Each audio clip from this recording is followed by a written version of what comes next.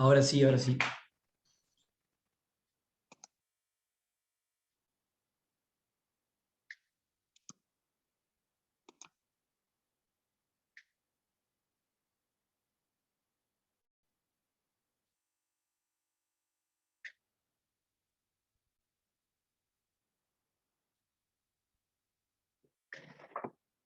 Bueno, comenzamos la clase de hoy.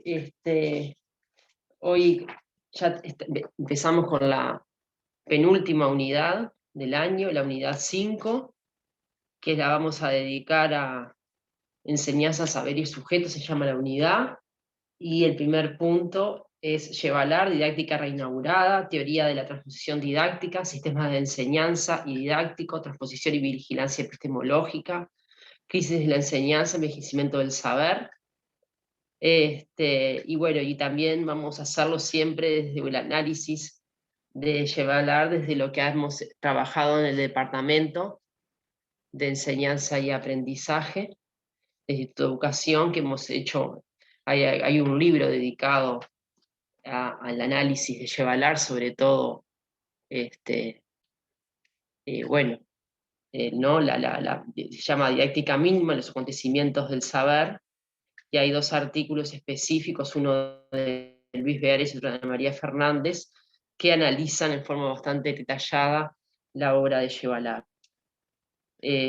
Bueno, por un lado, hacer una breve presentación del autor, ¿no? Y invitarlos también a ir interviniendo y lo que tengan subrayado del texto, buenísimo, ir participando, interrumpiendo, etcétera, ¿no? Primero vamos a hacer una breve introducción del autor. El autor, bueno, es francés, se ha dedicado al tema de la didáctica, como bien la línea francesa ha mantenido el tema de la didáctica y las discusiones, y esta investigación está realizada, o sea, esta primera publicación o la segunda edición es del año 91, por lo que vemos en el prefacio, pero esta la trabajó toda la década del 80, él, por lo que dice en la introducción, pertenece justamente al instituto, al IREM, que las siglas en francés, pero es justamente el Instituto de Investigación de la Enseñanza de la Matemática. Y bueno, como vamos a ir viendo, hay un montón de cuestiones que está afectado por el contexto francés de estructuralismo, postestructuralismo. Lo vamos a ir viendo, esas afectaciones teóricas más de la filosofía y de las ciencias humanas en el contexto de Francia, cómo se estaban desarrollando y cómo dialoga con un montón de autores franceses, fundamentalmente. Y, y bueno, y evidentemente estas investigaciones han tenido mucho impacto en, en el Cono Sur, en general en América y en los países latinos, y ha discutido, también se ha discutido con otra tradición de historia de las disciplinas, de historia de la ciencia. En el contexto francés también hay una discusión muy famosa con Chervel, que él ha establecido, o sea, ha ido dando, y bueno, que trata esta disputa entre, bueno, porque el acento de Chevalar está, por supuesto, en cuán distancia y qué pasa ahí entre lo que se produce en el ámbito de investigación, en el ámbito de la academia, ¿no? O sea, lo que sería ahí la producción del saber sabio, y la distancia y cómo se transpone eso al ámbito, ¿no?, de la enseñanza, en el nivel de enseñanza básica, ¿no? Más fundamentalmente él trabaja, creo, a nivel más de secundaria. Entonces esa distancia entre el saber sabio y el saber a enseñar y enseñado, que le va a ir, y después ahora lo vamos a analizar, es su foco, ¿no? Y hay otras perspectivas de la didáctica y de, bueno, y de estas otras afectaciones que se centran más en la cuestión de la cultura y la producción propia de la escuela, ¿no? Entonces le vienen a discutir y vienen a trabajar y a hacer foco cómo la escuela también produce a su interior, ¿no? Sus propios conocimientos que nada tienen que ver con el saber de la ciencia o el saber científico o el saber que se procesa en otro ámbito que es la investigación. Entonces hay una producción propia, que eso es la mayor discusión teórica y bueno, a la que se ha discutido, ¿no? Una perspectiva más poniendo el foco en eso, en la propia producción de la escuela, y esta otra que viene a poner el acento desde otro lugar. Pero bueno, nosotros no vamos a dedicarnos a esa discusión, simplemente se las menciono en términos generales, el que quiere la puede buscar, puede buscar Yerbel, puede poner, y bueno, y aparece esa discusión, pero nos vamos a centrar en entender el planteo teórico en este libro, ¿no? Que es un planteo, bueno, donde, como ya hemos dicho, en otros, ustedes ya han leído algunas aproximaciones a Yevalar en otros textos que ya hemos trabajado, en la unidad 1, en la unidad 2, que ya lo han nombrado, y poner el acento justamente acá Yevalar en la cuestión del saber. O sea, cuando uno dice en primera instancia si tiene que decir algo primero, muy general, sobre su aproximación teórica, uno podría decir, bueno, Yevalar va a poner en el centro, ¿no? Al inicio de los 80 y durante la década del 80, va a poner en el centro la discusión, la didáctica, para él se centra en la discusión sobre la cuestión de los saberes, ¿no? Y qué pasa con el saber. Y bueno, y ahí está un poco la novedad en cierta medida, que haciendo un análisis ¿no? En todo el siglo XX de la didáctica, bueno, en general hay un reconocimiento no solo de Beares, de Ana María Fernández, de Bordoni, sino también de otros autores que se dedican a la didáctica. Hay un reconocimiento en Yevalar, centra la discusión de la didáctica en el siglo XX en la cuestión del saber. Frente a tanta psicología y tanta,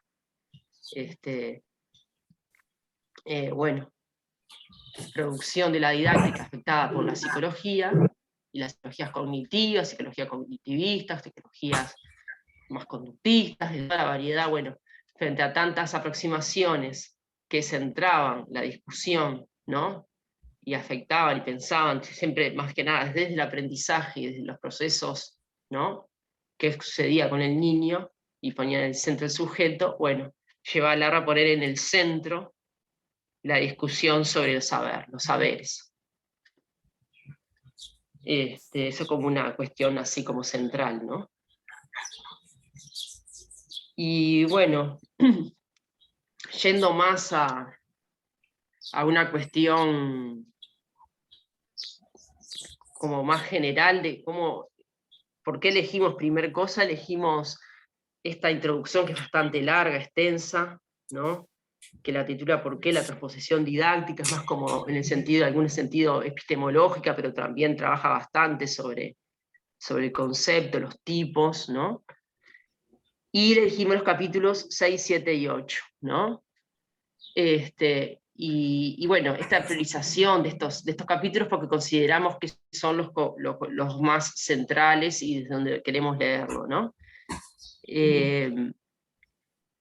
Uno podría decir, bueno, un poco siguiendo las lecturas que hemos hecho desde el departamento, uno podría decir, bueno, podemos encontrar a grandes rasgos tres grandes posturas o énfasis que él va haciendo también y va variando en el propio texto de énfasis, ¿no? Una primer postura, ¿no? Más estructuralista, ¿no?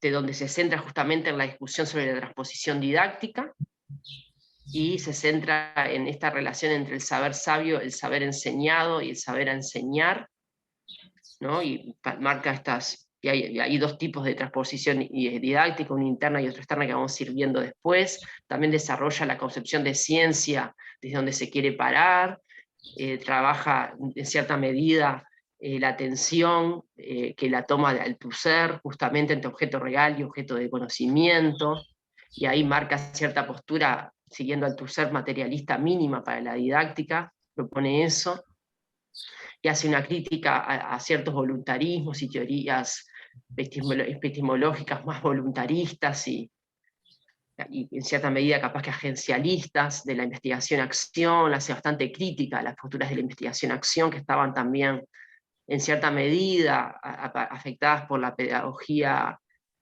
crítica o ciertas versiones de la pedagogía crítica que trabajaban un poco con este paradigma de la investigación-acción. Bueno, él ahí es bastante lapidario y crítico, y esa es un poco esa postura estructuralista, la primera que vamos a abordar hoy en la clase de hoy. Después ya hacia el final de la introducción y en los capítulos que siguen del libro, él se centra más, hay como un segundo, una modulación de su planteo, que podríamos decir, bueno, esta medida sociológica, ¿no? Donde trabaja sobre todo el concepto de lo que es el sistema didáctico, ¿no? Y la relación entre la noósfera y el entorno, ¿no? Y bueno, y ahí también introduce el concepto de vigilancia epistemológica. Me salió un cartelito que la conexión es inestable, díganme si se cortó, vuelvo a retomar. ¿Ah? Avísenme. ¿Está bien? Bien. Bueno, entonces ahí, en términos de lo que es esta postura sociológica, los conceptos fundamentales son noósfera, entorno, sistema didáctico, vigilancia epistemológica, que los vamos a ir viendo hoy también en la clase, ¿no? Que está más próximo, bueno, a un sujeto controlador o sujeto uno que puede decir, bueno, vigilar epistemológicamente la distancia entre los saberes, de la producción de los científicos y lo que ingresa a la escuela, etcétera, etcétera, ¿no? Que lo vamos a ir viendo. Y después hay una tercera modulación, que eso ya vamos a trabajarlo en la clase que viene, que es los capítulos 6, 7 y 8, que los vamos a trabajar el viernes, donde se centra en lo que es la distinción. Yo siento como una interferencia, capaz que Mónica me parece que tiene el micrófono prendido, capaz que sí. Ahí está, muchas gracias.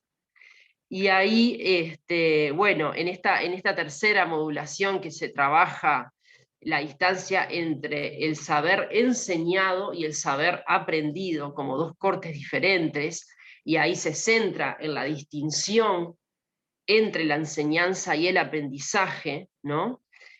Diciendo que no hay un proceso de enseñanza-aprendizaje, todo lo contrario, él va a postular la diferencia radical a nivel temporal, de temporalidades isomorfas, no isomorfas entre lo que es los tiempos de la enseñanza y los tiempos del aprendizaje. Ahí va a postular algunos conceptos como en relación al tiempo como cronogénesis, y bueno, los conceptos de anticipación y posterioridad, y va también a trabajar, bueno, siempre en relación al saber, qué pasa con el enseñante, le llama a él, y el enseñado, con temporalidades diferentes, y también lugares diferentes en relación con el saber, ¿no? Entonces ahí va a decir, bueno, el enseñante anticipa en cierta medida, y el enseñado trabaja el concepto de posterioridad, ¿no? Y ahí, bueno, para poder postular toda esta parte de los capítulos 6, 7 y 8, va a estar ahí, va a ser una cita al diccionario de Laplanche y Pontalí, citando un poco a Freud. Y bueno, y ahí es lo que nosotros decimos donde ya el sujeto no es el sujeto de la sociología, o el sujeto más estructuralista de la primera parte, sino que el sujeto es el sujeto del psicoanálisis, ¿no? Y se le reconoce en cierta medida un lugar al inconsciente ahí en esa para justamente tirar abajo ese guión tan fuerte que veníamos trabajando en todas las didácticas del siglo XX, tan afectadas por ese sujeto psicológico. Bueno, él va a trabajar desde otra postura del sujeto acá, para postular esta distancia y marcarla con tanto énfasis, de temporalidades diferentes entre enseñante y enseñado, y lugares diferentes en relación al saber, siempre trabajando saber, tiempo y sujeto relacionados, ¿no? siempre saber sujeto, tiempo, como que están siempre intrincados, ¿no? Esas categorías como muy fuertes en Chevalar en estos últimos capítulos, saber, sujeto y tiempo. Entonces, bueno, va a trabajar esas posiciones diferentes, va a postular ese corte radical entre una cuestión y la otra, entonces va a tirar abajo toda esta idea de proceso, de evolución, de toda esta crítica que también hacíamos a la modernidad, ¿no? Porque justamente en cierta medida acá es como más lo que podemos decir en cierta medida postestructuralista, ¿no? Está afectado por, en cierta medida, el giro lingüístico, por la afectación del psicoanálisis a las ciencias sociales y humanas, y bueno, iba a trabajar desde ahí esa diferencia entre saber enseñado y saber aprendido. Eso es un poco en términos generales, como les hice como una gran presentación general de lo que vamos a ir abordando en estas dos clases, y como los cortes más importantes, los énfasis más importantes que vamos a ir viendo. No sé si hasta acá alguna duda. Ahora sí vamos a empezar más como una cuestión más comentada y detallada del propio texto, que ahí sí les invito como a empezar a participar si quieren es un texto bastante complejo, bueno, de estas dudas que puedan tener de la propia lectura de los textos, de ir haciendo como una lectura comentada en voz alta y participando y a intervenir, ¿no? Acá yo veo que hay varias cosas en el chat, muchas. A ver, Marta.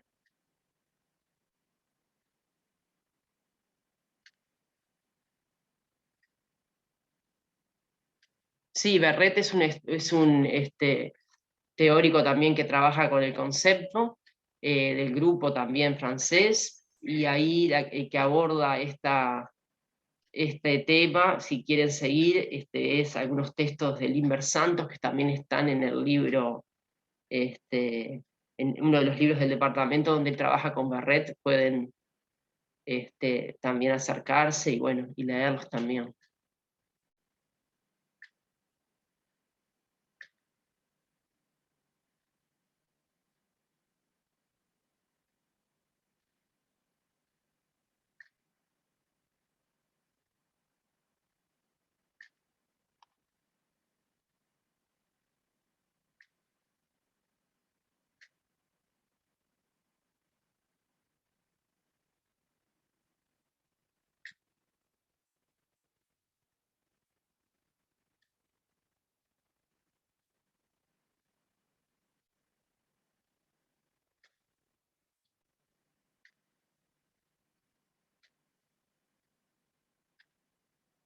Bueno, acá Marta nos va presentando algunos fragmentos interesantes del texto que ahora vamos a ir también comentando y trabajando.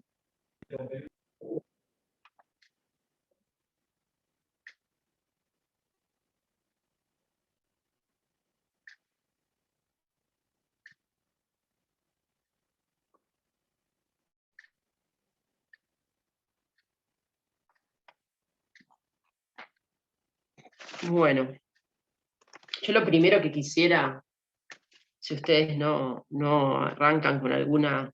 Lo primero que quisiera ir es a detenerme un poquito en este concepto que les señalaba al principio, ¿no? Desde qué concepción de ciencia él va a entender a la didáctica y cómo la define, ¿no?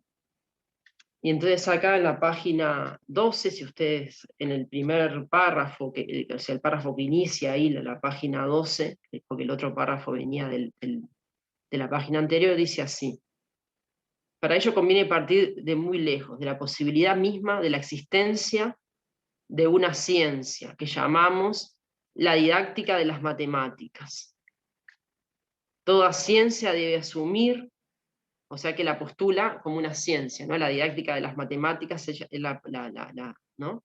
Toda ciencia debe asumir ahí como primera condición pretenderse ciencia de un objeto.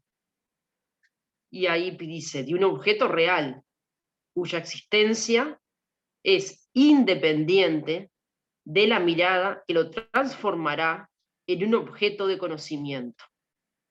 es la posición materialista mínima. En ese mismo movimiento es preciso suponer en ese objeto un determinismo propio, una necesidad que la ciencia querrá descubrir. Entonces yo los invito un poco a analizar esta cita que leí de la página 12 y a entenderla, ¿no? ¿Qué está diciendo con esto y qué entienden con esta cita o qué no entienden y poderlo trabajar, ¿no? Los invito un poquito a comentarla, a ver qué les parece.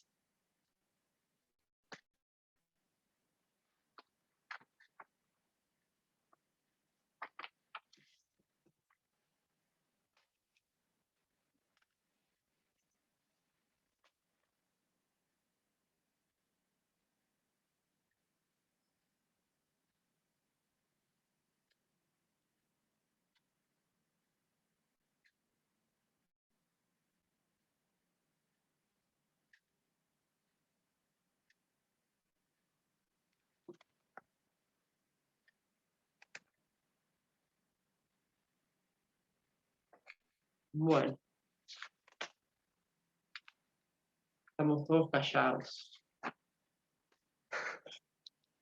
Bueno, acá lo que nosotros veníamos trabajando, ¿no? Creo que desde el inicio del curso hemos tomado esta idea, ¿no? De esta perspectiva que en cierta medida también comparte en cierta medida con lo que venimos trabajando en el curso sobre la didáctica, en esta distinción entre los tres registros lacanianos del objeto, de la dimensión, ¿no? Real, simbólico, imaginario, si bien no es igual, porque esto es una distinción de dos, ¿no? Entre objeto real y con este conocimiento, entonces es diferente. Hay igual una cierta relación teórica o cierto acercamiento en esto de postular esta postura materialista mínima y la existencia del real, me parece que es acá lo que marca esa cierta, uno podría decir, bueno, acercamiento teórico entre esta postura de Althusser y la postura más de Jacques Lacan en su noción de estos tres registros, ¿no? Bueno, en los dos hay un real que, bueno, que tienen esta idea de determinismo propio, ¿no? Que no se puede capturar, siempre se acerca a él, siempre la ciencia se acerca a ese objeto, tratando de decir algo sobre eso, pero eso que dice la ciencia, en este caso, sobre ese objeto real, nunca es el objeto real, hay una distancia, ¿no? Una distancia constitutiva, ¿no? Podríamos decir. Una distancia que es necesaria, como dice acá, ¿no? Y bueno, la ciencia, que está del lado del objeto de conocimiento, o sea, se construyen conocimientos, lo humano, ¿no? Siempre está atravesado por el lenguaje, en cierta medida, y el lenguaje lo que hace es aproximarse a ese objeto real, pero nunca se identifica con él, siempre hay una distancia, es inalcanzable el objeto.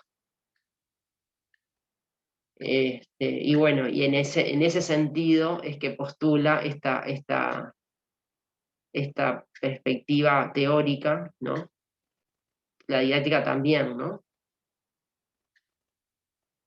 Estaría ocurriendo eso. Entonces hay como cierta independencia entre ese objeto real y ese objeto de conocimiento. Existe el objeto real más allá de lo que podamos decir sobre él, ¿no? De lo que queramos proferir por medio del lenguaje, por medio de la ciencia, tanto sea el lenguaje científico y toda esa construcción de la ciencia, como el lenguaje también de la vida cotidiana y de los sujetos. O sea, siempre hay una distancia entre los objetos y lo que la ciencia construye, el objeto que la ciencia construye, que es un objeto de conocimiento.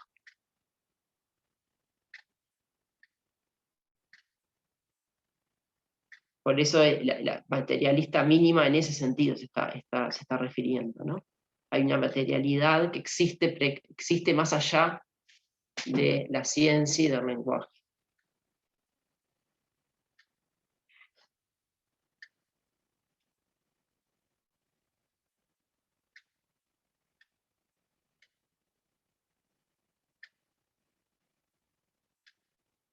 Y vieron cómo se después pone un ejemplo, pero eso, no sé cómo estaba en el mundo francés, que estaba muy, ¿no? Pero eso que vale tanto para el psicoanálisis, por ejemplo, como para la física, ¿no? Que ahí está poniendo ejemplos de un ámbito que es científico como la física, de uno que no lo es como el psicoanálisis, ¿no? No es obvio cuando nos encontramos con ese objeto que pretendemos tan particular como el sistema didáctico, o más ampliamente el sistema de enseñanza. Lejos de considerarlo espontáneamente como dotado de un determinismo específico que se trataría entonces de desentrañar, no le concedemos comúnmente sino una voluntad débil, enteramente sometida a nuestro libre arbitrio de sujetos deseantes. Bueno, acá está haciendo esa crítica, ¿no? A ese voluntarismo, creernos, ¿no? Que nosotros lo podemos manipular, ese objeto, plenamente, lo podemos conocer, podemos acercarnos a él y llegar a poder establecer, ¿no? Una aprehensión total de ese objeto, ¿no? Es lo que comúnmente pasa en el sistema educativo, ¿no? Este, en poner en el centro esto de sujetos deseantes, ¿no? Está haciendo como cierta crítica, y más adelante también en la página 13, más al final, también vuelve a ser como ahí sí, como una crítica más fuerte, más, si podría decir, dura a lo que es el sí,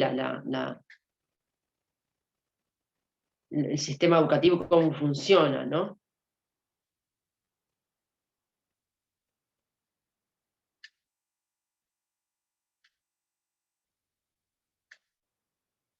Dice, el sistema educativo enteramente colmado de voluntad humana podría moldearse según la forma de nuestros deseos, de los cuales no sería sino una proyección en la materia inerte de una institución.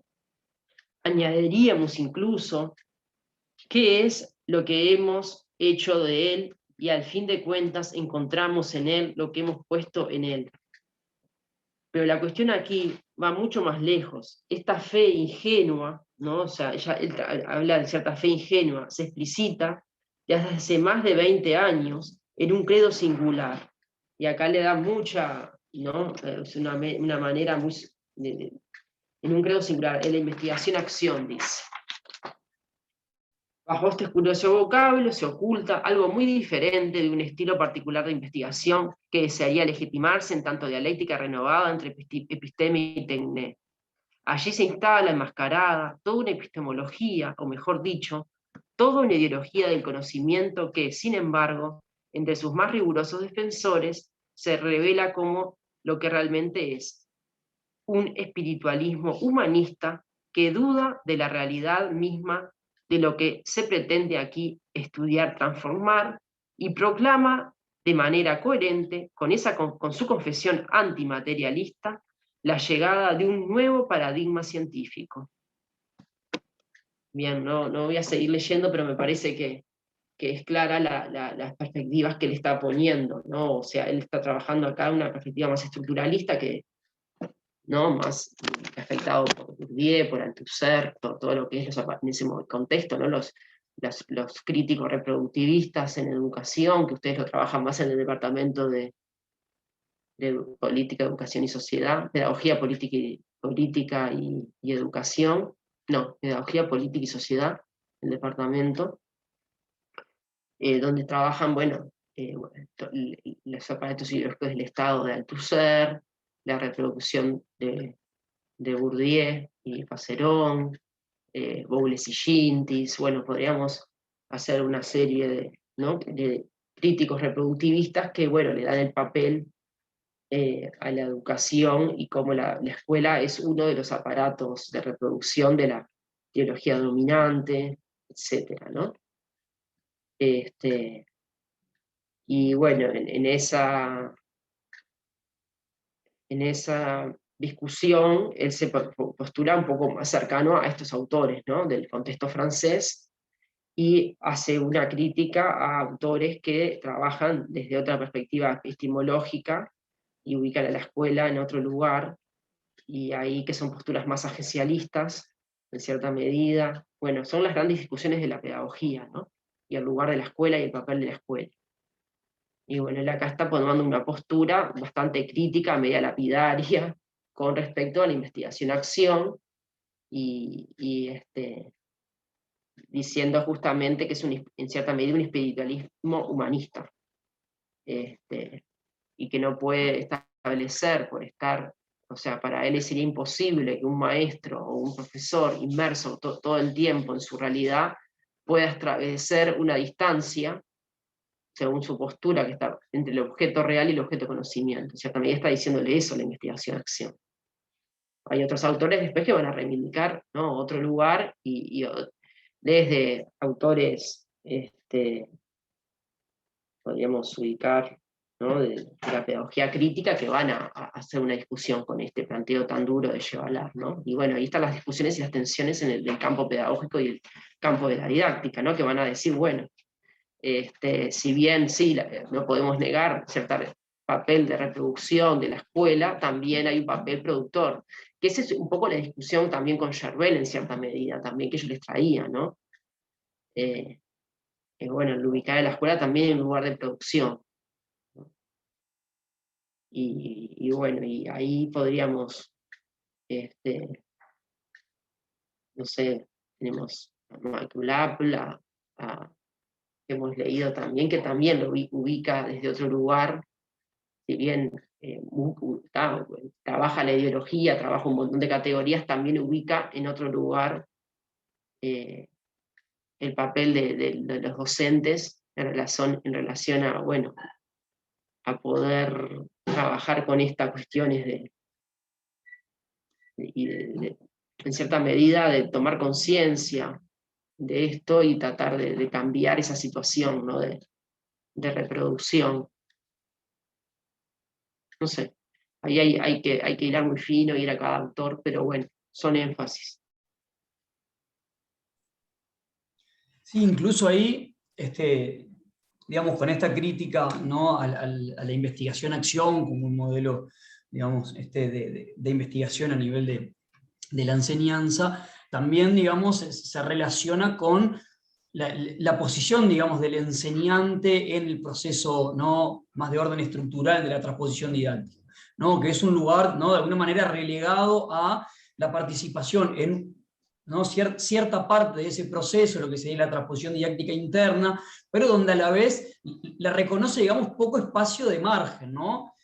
Podríamos decir, bueno, por la propia formación que tiene el docente, ¿sí?, por ciertos, ¿no?, digamos, cuestiones culturales propias del devenir ¿no?, del saber y del conocimiento, por la cuestión programática, que bueno, de alguna manera ese margen de acción del docente, a pesar de la ficción, no solo de conformidad de lo que se establece que va a enseñar y lo que enseña, ¿sí?, sino de, ¿no?, como de cierto trabajo propio sobre, ¿no?, la dimensión curricular. Entiendo que Llevalar de alguna manera minimiza ese lugar de acción del docente, ¿no?, en el sentido de operar directamente sobre la transposición didáctica. De hecho, por ejemplo, hace alusiones a las dificultades del aprendizaje, bueno, y refiere todo el tiempo a la cuestión del saber y cómo, ¿no?, de alguna manera pueden superarse a partir de nuevos influjos del saber sabio. Bueno, creo que ahí también, ¿no?, por ejemplo, pensando en cómo se distancia con Litwin y Camillioni, que estuvimos viendo, bueno, hay ahí creo que otro lugar que ocupa la figura del enseñante, ¿no? Nada, eso. Sí, creo que ahí está la mayor debilidad de este planteo crítica que le han hecho desde otras perspectivas, ¿no? Y que no son de repente voluntaristas tampoco, porque uno podría decir Michael Apple no es voluntarista y sin embargo le da otro lugar al docente. Y hay otros autores que se han embanderado con todo lo que es la pedagogía crítica y le dan otro lugar al papel de los docentes. Entonces ahí son disputas, ¿no? Todos los materiales que salieron más allá de la reproducción, ¿no? O sea, las cuestiones de la resistencia, no sé, me parece que hay ahí para discutir y para contrastar, ¿no? Sí. Son discusiones teóricas, ¿no? Bueno, no es todo voluntarismo versus estructuralismo, vendríamos. Así que es el planteo más tajante que lo pone en términos muy binarios a Calle Ballard, ¿no? Yo creo que hay muchos más, podríamos decir, bueno, en el campo de la educación y de la didáctica, planteos que no van en estos extremos y que se mueven como en otras articulaciones, ¿no? Donde no están poniendo un lugar de puro voluntarismo al papel del docente, no son ingenuos porque están leyendo igual el papel de la estructura y en cierta medida con las factaciones marxistas de la ideología, pero que ubican en otro lugar al docente en estas discusiones, ¿no? Yo creo que ahí es lo que... Giroux, por ejemplo, ¿no? McLaren, por nombrar algunos autores, ¿no? Que han discutido todo esto. Además de como de las referencias más Popkewitz también, desde otro lugar también, podríamos decir, más afectado por Foucault, no sé, algunos autores pesados así como muy reconocidos que han...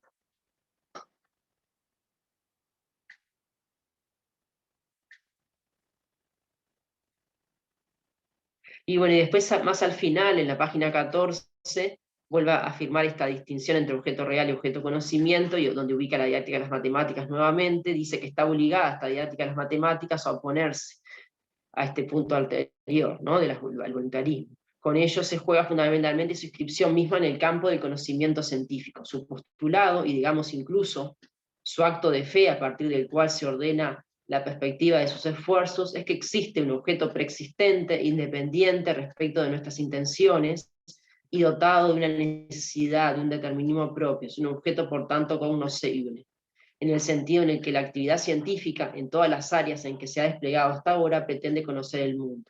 Ese objeto, allí está el obstáculo con el que la investigación-acción tropieza, no es enteramente del orden de la naturaleza.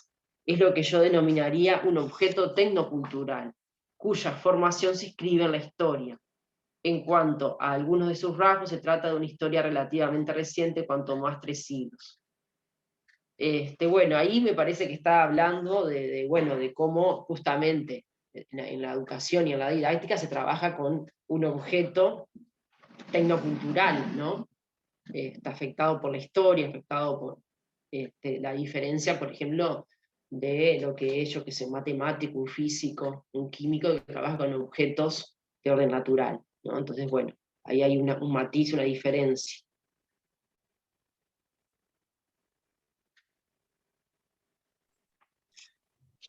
Sí, pero es Igual relevante, yo creo creo. que... Sí, Perdón, perdón. sí, perdón. Dale, no, No, Felipe, eso dale, que dale, trae, sí, sí. porque, claro, ¿no? A veces algunos planteos más construccionistas no dan cuenta, bueno, de que ciertos objetos, por ser una construcción ¿no? Social, cultural, histórica, digamos, de alguna manera, no ven como debilitado ese determinismo propio, ¿no? Y bueno, y Yevalar reivindica eso. Bueno, a pesar de ser ¿no? un objeto construido, de no ser un objeto natural, bueno, de alguna manera sí debemos interpretarlo como ¿no? un objeto que tiene un determinismo propio, que tiene un cierto funcionamiento, unas ciertas características que no son enteramente del orden de la voluntad humana, ¿no? Y que de alguna manera, digamos, podemos aproximarnos a él como objeto de conocimiento, como cualquier objeto natural, ¿sí? ¿No? Y de alguna manera todo digamos, intento de establecer ¿no? alguna caracterización de ese objeto siempre es incompleta. ¿no? Y también, digamos, todo intento de regular de forma voluntaria el funcionamiento de ese sistema, también de alguna manera ¿no? Deja un espacio de efectos, digamos, que no es del orden de lo controlable. ¿no? Pareció como interesante eso. Sí, tal cual. Y ahí me parece como importante distinguir, ¿no? Bueno, ese objeto de la didáctica es lo que va a llamar ahora el sistema didáctico, ¿no? Que el triángulo didáctico, y bueno, sí, es diferente, ¿no? De estudiar, yo qué sé, la piedra o la, ¿no? O sea, hay algo, los árboles, o hay algo del orden del objeto, que es un objeto tecnocultural, humano, pero no quita que igual en ambos, tanto estudie la piedra o estudie lo que sucede dentro de una clase, ¿no? ambos son objetos, hay una dimensión que es un objeto real ahí, que es distinto, y hay una distancia con lo que yo pueda decir que cuando observo esa clase o cuando miro lo que sucede en las escuelas, ¿no? O sea, hay algo del orden de una distancia, ¿no? Que no, yo no puedo, entonces ahí, bueno, las salvedades y los cuidados que hay que tener cuando, y toda esta discusión de, bueno, si se puede investigar mi propia realidad, ¿no? Si yo puedo como maestra que estoy inmersa en mi propia aula, investigarme en mi propia aula, o ahí hay una cuestión más problemática de generar cierta distancia y de la implicación, a todo lo que se ha trabajado también mucho con la implicación, que no permite, bueno, tomar una distancia para poder investigar sobre ello, ¿no? Una cosa es reflexionar sobre mi propia práctica. Uno podría decir, bueno, eso es una reflexión sobre la propia práctica muy interesante y necesaria, pero una cosa es reflexionar sobre la propia práctica para mejorarla, ¿no? Y otra cosa decir, bueno, cuando queremos hacer una investigación sobre determinada temática, bueno, y ahí, bueno, yo creo que hasta la propia, por ese ejemplo, Lidwin y todas las que hemos trabajado, siempre aconsejaban, bueno, no, si vos vas a investigar las configuraciones didácticas, bueno, salí de tu escuela, salí de tu realidad y tratá de ir a otro. O sea, eso siempre, me acuerdo cuando me asesoraba, cuando trabajaba con las maestrías, con los doctorados, siempre eso era una cuestión fundamental, ¿no? Tratar de poder tomar cierta distancia con el objeto. Entonces, bueno, me parece que ahí, más allá de las posturas y los énfasis, eso es como básico, ¿no? Y bueno, entonces, ¿cuál es en realidad ese objeto, ¿no? De la didáctica? La didáctica de las matemáticas se interesa en el juego que se realiza, tal como lo puedo observar y luego reconstruir en nuestras clases concretas, entre un docente, los alumnos y un saber matemático. 3 lugares, pues, es el sistema didáctico. Una relación ternaria, es la relación didáctica. Bueno, me parece que ahí es donde él define lo que es el sistema didáctico, más allá podemos sacar acá la cuestión de las matemáticas y tomar en términos generales, bueno, el sistema didáctico como este lugar de 3, ¿no? Que son los 2 tipos de sujetos, ¿no? Y el saber, ¿no? El sujeto docente, el sujeto alumno y el saber. Y bueno, y ahí reivindica al final, y habla de este olvido del saber, ¿no? O sea, habla fuertemente de lo que ha sucedido, en cierta medida un olvido del saber.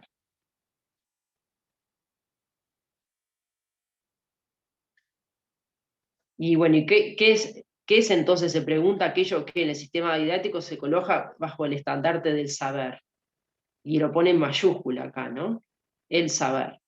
Dice, el saber enseñado, que concretamente encuentra el observador, qué relación entabla con lo que se proclama de él fuera de este ámbito, y qué relación entabla entonces con el saber sabio, el de los matemáticos. ¿Qué distancia existen entre unos y otros? ¿No? Acá como que pone en el centro esa distancia entre uno y otro, entre el saber sabio y el saber enseñado. Entonces acá define en la página 16 el primer concepto de transposición didáctica, ¿no?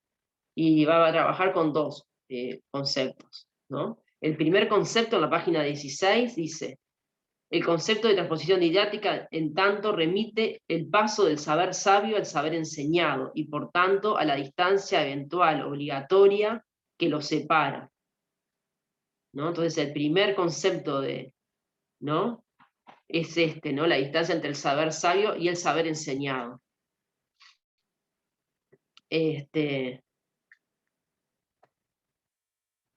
Y bueno, y ahí también trabaja para el didacta, ¿no? El lugar del didáctica, después el lugar del docente, ¿no?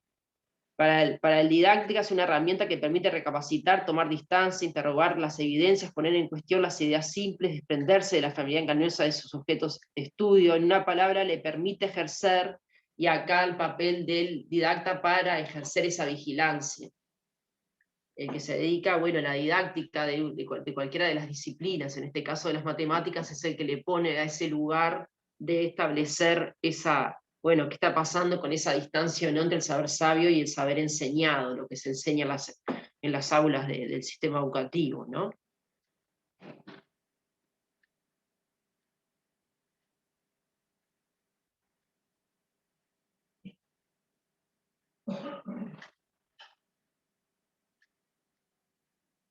Esto de ruptura que él Él señala, que él habla lo al pone principio inclusivo. de... Sí, Sonia, disculpa que te había bautizado con Mónica, disculpame, Sonia. No, no A pasa veces nada. a veces se me confunden los nombres. Dejé abierto el micrófono. No, bárbaro.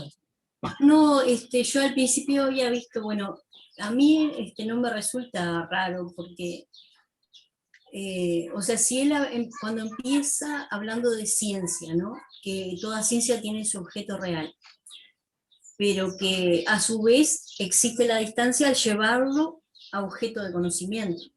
O sea, más aún cuando llega a la clase, ¿no? Cuando pasa a formar parte de esa relación ternaria en el sistema educativo. Por eso él habla de situación precientífica, ¿no? Como que lo instala ese saber ahí, como que ser consciente de que no es ciencia lo que uno está enseñando. Yo lo he entendido así, no sé. Y después cuando habla del sujeto desde la parte del docente, ahí en la página 16 dice, el docente resquebraja su participación, o sea, como una toma de conciencia, vamos a decir, de esa adecuación que tiene que hacer, ¿no? En realidad lo que ahora lo vamos a ir viendo, porque además que estas páginas 16 y 17 están como, que las tenemos que leer casi por entero, irlas analizando porque son complejas, como él tiene un estilo medio complejo de redacción y para entenderlo, y a su vez como que hay mucha cosa acá de cierta medida afectada también por el psicoanálisis, el concepto de forclusión, de negación, de ficción, también trabaja el concepto de violencia simbólica de Bourdieu, están todos en cierta medida, son enfoques bastante estructuralistas y está acá poniendo el foco en eso, que el docente,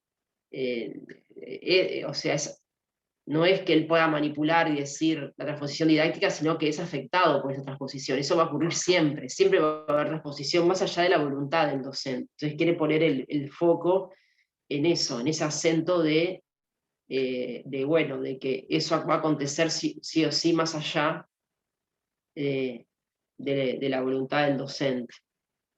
Ese es un poco el lugar que le da al docente a diferencia del didacta, ¿no? Mónica, tenés levantada la mano. Sí, profesora, buen día. Buen día. Estaba pensando en esto del primer concepto de transposición didáctica, y cuando él habla del paso, ¿no? Remite al paso del saber sabido al saber enseñado. Y luego... El saber sabio. Del saber Sabio. sabio. Ahí está, disculpe. Y más adelante habla acerca de, es uno de los instrumentos de ruptura que la didáctica debe ejercer, ¿no? Lo pensé como ese proceso por el cual el saber sabio tiene que pasar para poder ser enseñado, ¿no? Y pienso a ese proceso, como decimos comúnmente, quizás el bajar a tierra, para que los estudiantes lo entiendan, lo comprendan, como ese proceso necesario como el objeto propio de la didáctica, ¿no? O sea, no sé, quizás me equivoco en lo que estoy diciendo, pero lo estoy pensando de este modo, como que, bueno, el objeto del didacta tiene que ser justamente ese, ¿no? Cómo transformar ese saber quizás tan elevado, tan formal, a un saber que sea capaz de ser aprendido, enseñado en el aula. Y pienso en la transposición didáctica más que nada como un proceso. No sé si es correcto la ahí, claro, ahí no debemos tener cuidado, porque la palabra proceso no se lleva muy bien con el enfoque estructuralista de Llevalar, ¿no? Bien. Porque el sujeto, ahí va, no es voluntario que pueda hacer un proceso cognitivo consciente, y la transposición no es de ese orden, es del orden estructural. Nos pasa, somos efecto de esa transposición. Entonces ahí tenemos que tener cuidado. O sea que Siempre va a haber sería... transposición. Nosotros ahora estamos hablando del propio texto de Yevalar, estamos trabajando con su propio texto, leyéndolo en voz alta, igual estamos transponiendo. Estamos haciendo otra, o sea, la transposición siempre ocurre. Siempre O sea estamos haciendo que una transposición. la transposición sería como algo más, más acrítico No, no es que, o no. sea, no va por ahí, claro. Es como algo del orden, sí, de la imposición, de cierta medida, hay una cierta violencia simbólica como él trae, y es del orden de, sí, de somos efecto de esa transposición, al igual que somos efecto del lenguaje. Ahí está. Bueno, Y bien, entonces, por gracias. eso en esta teoría, el lugar del docente, nos pasa así, por más que nosotros queramos, en ese momento no podemos ponernos, por eso le llama ficción, ¿no? Todos esos igual elementos que es bastante meticulosos de pasar de un saber tan complejo como es el saber científico a un saber del aula, a enseñar y enseñado, forma más detallada. Bueno, esto Berret también lo cita muchísimo en este libro, Yevalar cita muchísimo a Berret, porque justamente, como dice Marta, fue de los primeros que trabajó con este concepto. Están en los capítulos siguientes, ¿no? Están como desarrollados en forma bastante, ¿no? Importante, en los capítulos que siguen,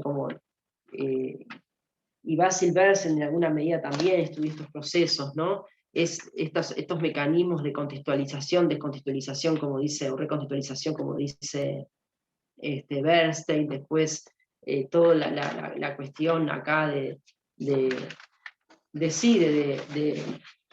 simplificación, por ejemplo, acá en la página 69, para poner un ejemplo, acá habla de la despersonalización, la programabilidad del saber, la desincretización del saber, la despersonalización, la programabilidad, la publicidad del saber, el control social de los aprendizajes como elementos, ¿no?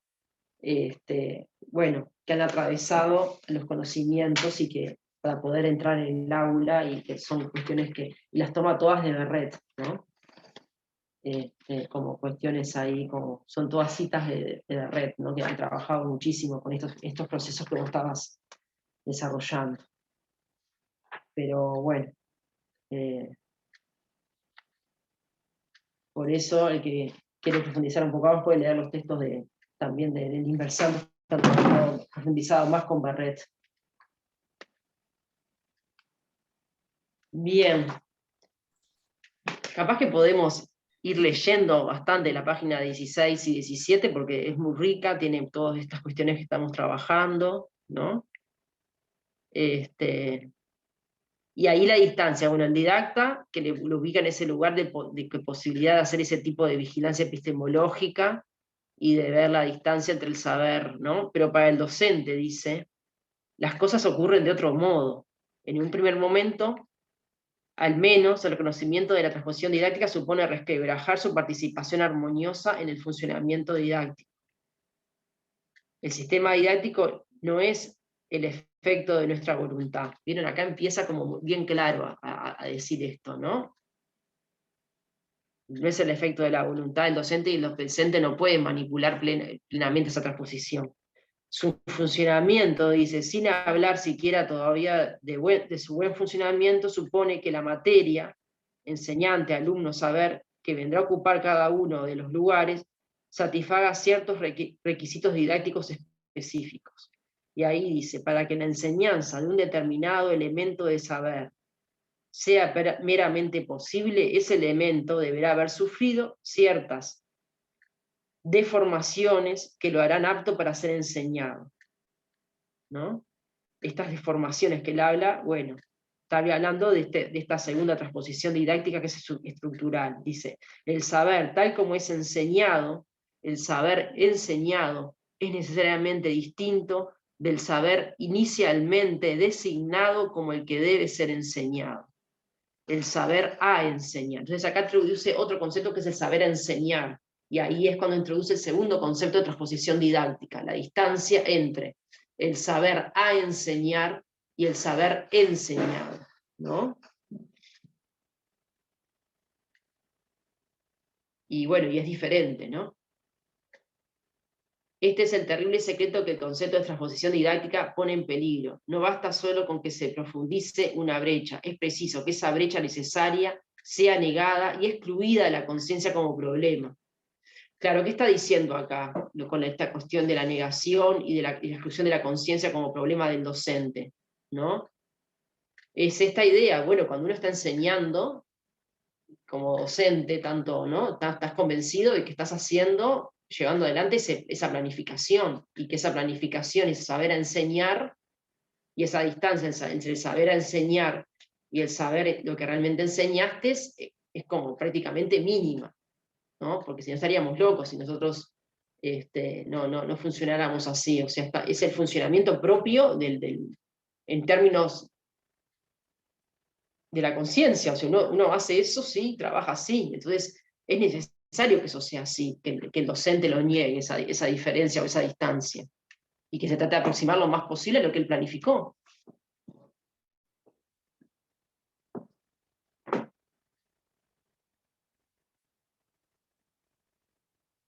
O sea, si uno dice que si subsiste esa diferencia, es plenamente en términos contingentes, pero está poniendo acá en el centro ese problema, dice.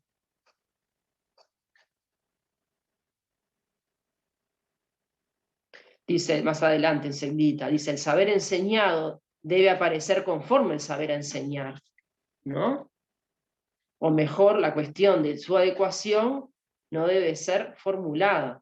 Ficción de identidad o de conformidad aceptable. El enseñante no existe porque la enseñanza no existe sino al precio de esta ficción. Este vive de esa ficción, debe vivir de esa ficción. O sea, funciona así, funcionamos así, estructuralmente estamos, en ese sentido, está diciendo, bueno, esto sucede de esa manera. No sé si se llega a entender lo que estamos diciendo, o lo que acá está tratando de transmitir Yevalar, ¿no? O sea, que en la enseñanza, cualquier docente que va a enseñar planifica una clase, se prepara un PPT o se prepara una dinámica, y bueno, y funciona así, sí. Enseña lo que planificó, entonces esa distancia entre lo que planificó y lo que hace es mínima, y en el propio hecho del acto de enseñanza es negada, tiene que ser negada para que funcione.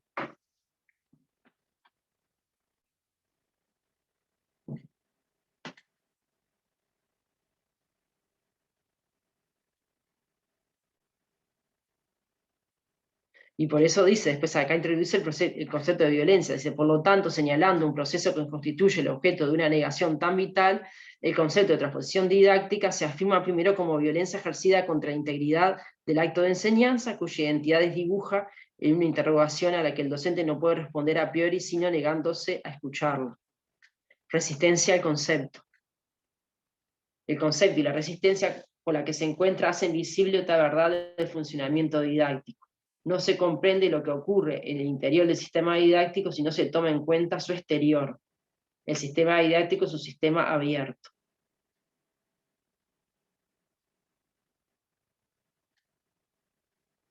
Entonces acá comienza con esta cuestión de, bueno, todo lo que sucede.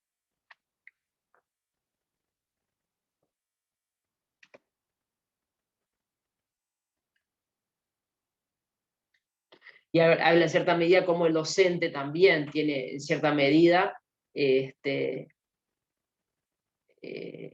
saber enseñado, ¿no?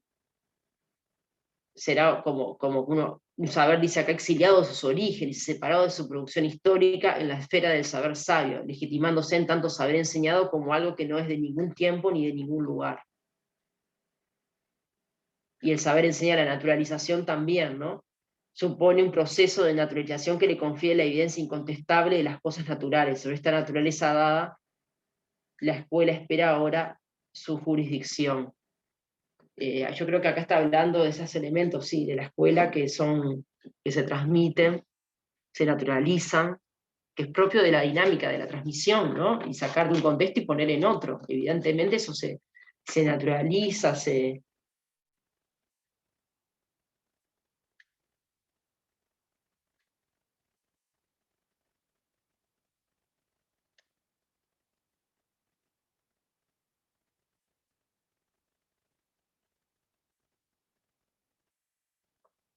es lo que sucede en la escuela.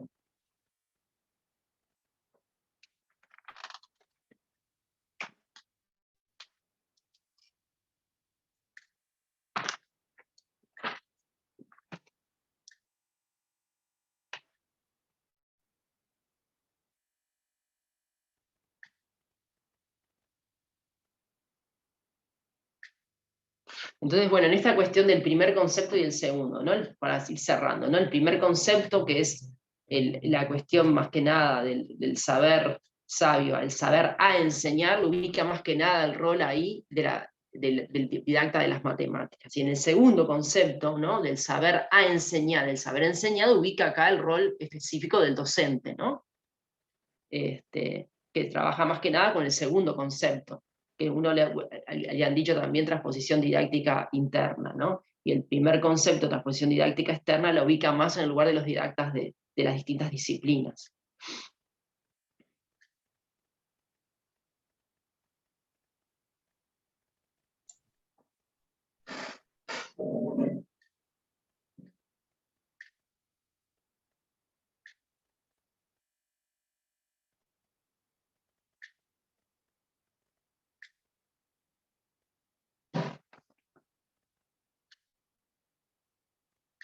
Entonces, siguiendo un poco con esta idea más estructural de la transposición didáctica, ahí en la página 21 va a trabajar un poco esto de trabajar en la transposición didáctica y no hacer la transposición didáctica. Eso de que somos en cierta medida efecto. Trabajamos en la transposición y no la hacemos, no la manipulamos a nuestro antojo. Es una idea de orden estructural.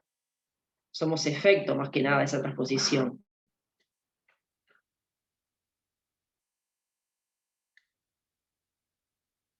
Y ahí él insiste en que el enseñante no elige porque no tiene poder de elección, ahí en la página 21, ¿no?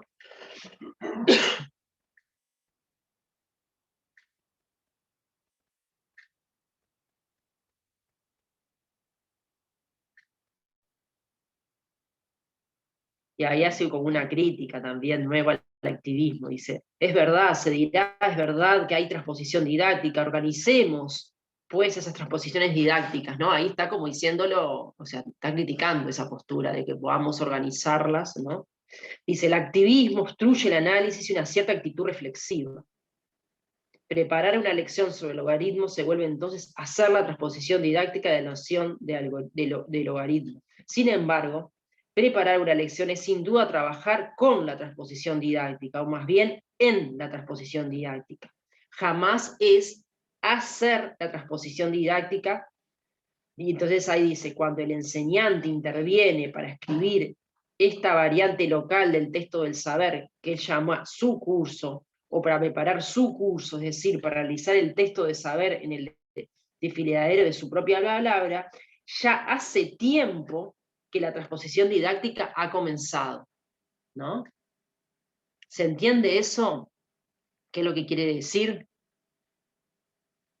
Que quiere decir que, bueno, ya hay un montón de todo lo que sucedió antes, a que un docente, ¿no?, llegue a decir, bueno, ¿qué tema me toca dar este día? ¿Cómo lo voy a preparar? Bueno, antes de eso, de un docente para preparar su clase en el aula, antes de eso ya hay un montón de historia, de selecciones anteriores, de discusiones sobre el currículum, de armados de programas en otros lugares, y toda una historia de esa disciplina en el contexto escolar que hace que ya la transposición didáctica comenzó hace bastante tiempo antes y ajenas a su decisión también. O sea.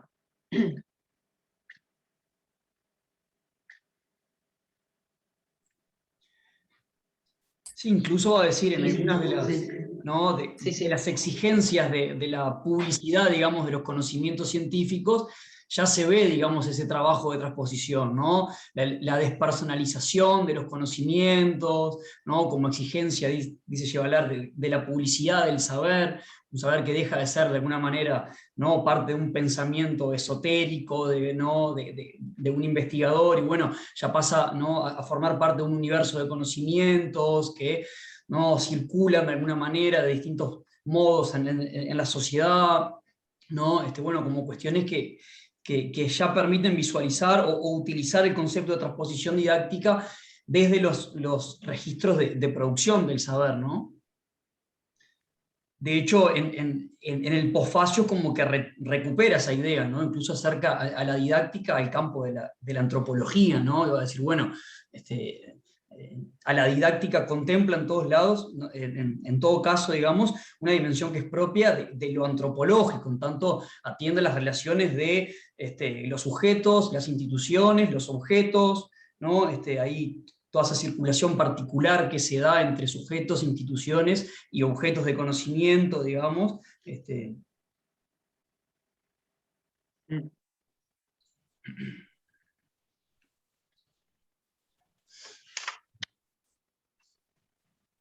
Buenas, ¿cómo andan? ¿Cómo andas, Fabiana? Los viernes no puedo entrar antes. No sé Los si miércoles. los miércoles, no sé ni el día que era. No sé si ya Estamos por la hablaron. página 21, por ahí, Sí. por el tema insistiendo en esta idea de que somos efecto, los docentes, sobre todo de la transposición, y no es que podamos manipularla a nuestro antojo, sino que nos pasa. Todos los docentes, en cualquier ámbito de la enseñanza, estamos, en cierta medida, dice ahí además que inclusive el enseñante no elige porque no tiene poder de elección. Claro, a veces es muy fuerte esto, ¿no? El lugar que ubica el docente también, ¿no? En esto. Es como, ¿no? Y ahí, bueno, uno podría discutir con otros autores que ubican en otro lugar al docente. Sí, a mí me costó un poco esta parte que dice en la página 17. Es que es difícil llevarla. Hay partes que uno no, hay oraciones que yo al menos, no sé, en el contexto de las matemáticas, o sea, que no llego a Claro. entender, hay otras que sí. Sí, porque Bueno, pone estamos ejemplos acá muy leyendo matemáticos. los más importantes, ¿no? Sí, Sí, esto del dale. sistema didáctico abierto, que su supervivencia, en la página 17, en el último párrafo, cuando él dice que se resiste a este concepto, ¿no? Que nos resistimos. Claro, Un poco. esta cuestión de la reproducción, de la violencia simbólica, ¿no? O sea, a este concepto, por ejemplo, de Bourdieu, de la violencia que ejerce la escuela y la sociedad, o sea, en cierta medida en el sujeto, ¿no? Desde que nace. Pero cuando dice que, por la mitad del párrafo dice, el sistema didáctico es un sistema abierto. Su supervivencia supone su compatibilización con su medio. Eso lo entiendo. Pero después dice, no sé si es ahí o en otro lado, que dice que entonces se cierra. Ah, bueno, no era ahí justo. Dice una especie de paradoja. Su respuesta consiste precisamente en no prestar atención a la cuestión. La ficción de conformidad sectaria y perdura debido al saber enseñar se encuentra rápidamente olvidado en el curso del proceso de transposición, en tanto que punto de partida, objeto de referencia, fuente. Acá sí, ahí comúnmente sigue. permanece ajeno al campo de la conciencia del enseñante como tal. La conciencia didáctica es cerrada porque el sistema didáctico es abierto. La clausura de la conciencia didáctica responde subjetivamente a la autonomía relativa del sistema didáctico. Es la forma vivida de la condición de posibilidad de la enseñanza. Yo creo que acá está jugando con esta cuestión también de lo atemporal y lo naturalizado que se convierte y se cierra sobre sí mismo el sistema. O sea, hay como una contradicción, una paradoja ahí, ¿no? Entre lo cerrado y lo abierto, creo ahí.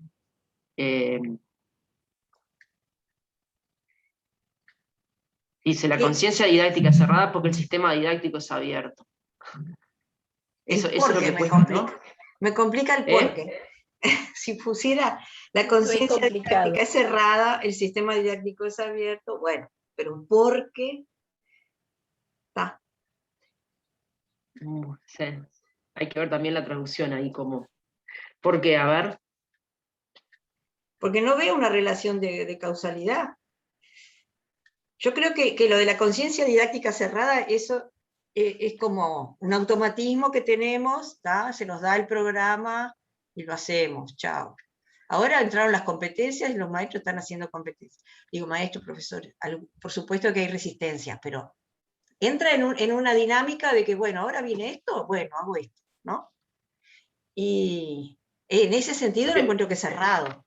igual yo creo que, no sé, yo creo que va más allá, y es el funcionamiento del sujeto, más allá de los maestros. Los sujetos funcionamos así, e imaginariamente necesitamos, bueno, cuando uno está funcionando, sí, creerse que lo que uno está enseñando es lo más fiel. Yo acá estoy tratando de ser lo más fiel, y lo digo en serio. Con Felipe estamos tratando de ser lo más fiel y tratando de entender lo que dice Yevalar. Y nos tenemos que creer que estamos trabajando, o sea, tenemos que funcionar así, si no estamos locos. Claro. Que estamos interpretando lo más fiel posible el texto. Y En entonces, ese sentido es que cerrado. estamos negando la transposición, la distancia entre lo que dice Yevalar y lo que decimos. La estamos negando porque tenemos que funcionar así, si no sería imposible enseñar nada. Y lo mismo de la planificación, planificamos algo y bueno, y tratamos de llevarlo. Es el funcionamiento que tenemos como sujetos para poder transmitir algo. Pero eso sería a mí lo que está remarcando desde hoy de la negación, de la ficción, de la conciencia cerrada. Yo lo interpreto al menos por ahí. ¿Se entiende? Sí, sí. Tiene que ver también con cuando dice, existe una relación arcaica con el saber de la que sin duda no nos desharemos jamás completamente. Que allí está señalado como que es de Foucault, como esa imposibilidad de llegar a conocer la verdad realmente, ¿no? Creo que tiene que ver también.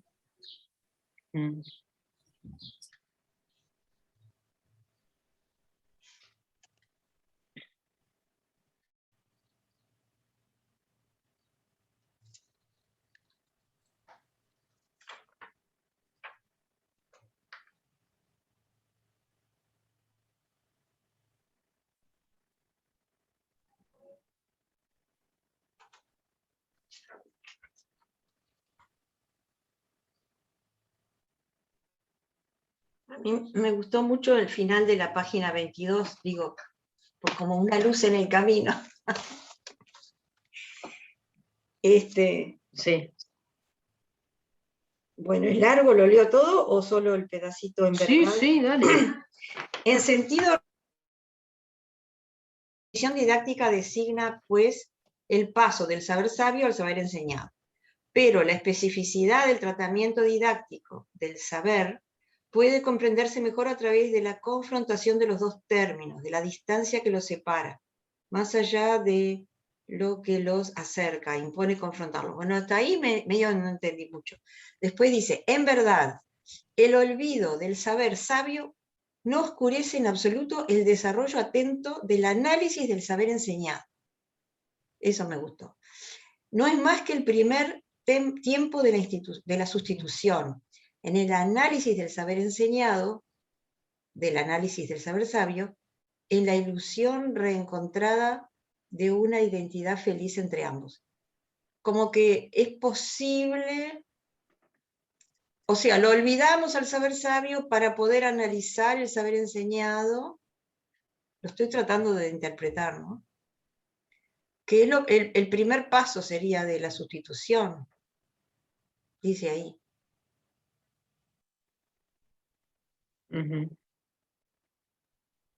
Como que al analizar el saber enseñado, estás haciendo como un pequeño acercamiento al saber sabio. No sé si es así. Digo, pero me gustó. Me pareció positivo.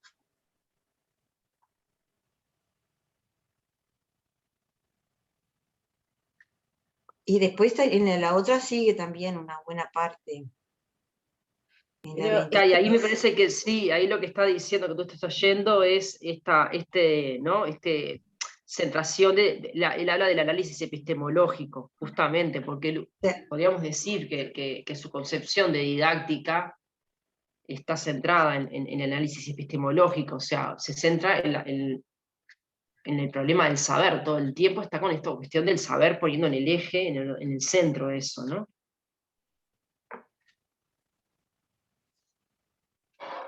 Y bueno, y me parece que,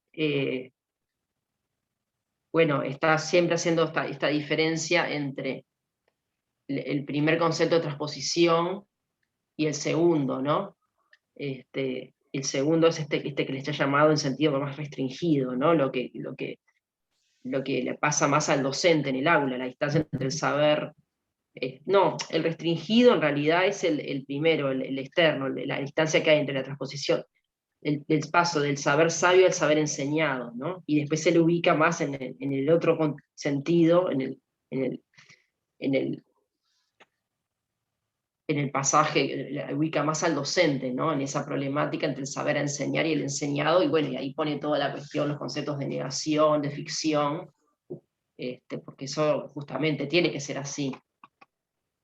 Porque es estructural, no pasa por la conciencia de los sujetos. La transposición nos acontece más allá de nuestra voluntad. Me parece que eso es lo central como a entender en ese sentido, y después estamos haciendo como mucha insistencia en ese sentido, en sacar del lugar de la voluntad o la manipulación de la transposición didáctica.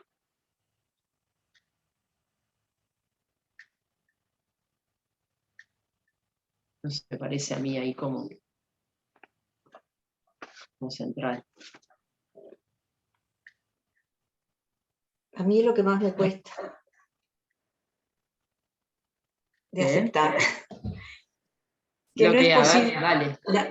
La voluntad, o sea, que también lo dice Lacan, creo que existe voluntad, que son cosas que ocurren, pero no sé, yo creo que uno pone voluntad.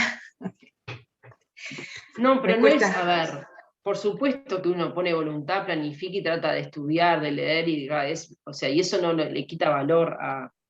Pero después, ¿cómo funciona eso en una clase? Bueno, es del orden justamente, o sea, porque cuando vos estás frente al grupo, llevando adelante lo que planificaste, la distancia entre lo que planificaste y lo que estás haciendo en ese momento tiene que ser negada, si no estás loco, o sea, si vos no estás haciendo el esfuerzo para ligar lo más posible y acercarte lo más posible, en este caso nosotros a Yevalar, estaríamos locos.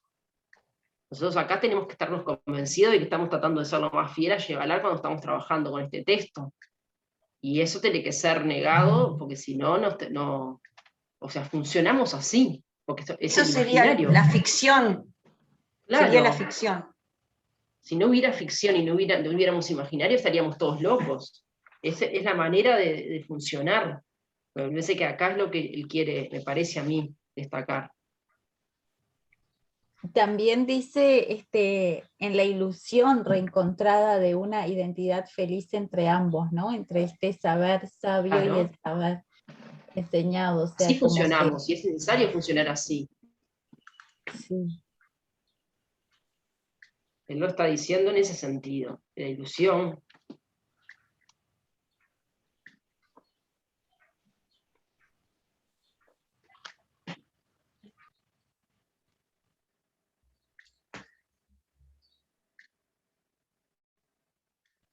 Y ahí, bueno, en la página 25 habla de esta dice, ¿por qué hay transposición didáctica? Porque el funcionamiento didáctico del saber es distinto del funcionamiento académico, porque hay dos regímenes de saber interrelacionados pero no superponibles. Yo creo que ahí él vuelve a hacer una diferencia entre la posición del investigador y el saber de la ciencia y la academia, cómo funciona, y el saber, bueno, que funcionan las aulas, ¿no? Tanto sea aulas universitarias como aulas de enseñanza básica. Bueno, hay un funcionamiento didáctico distinto de un funcionamiento académico del saber, ¿no?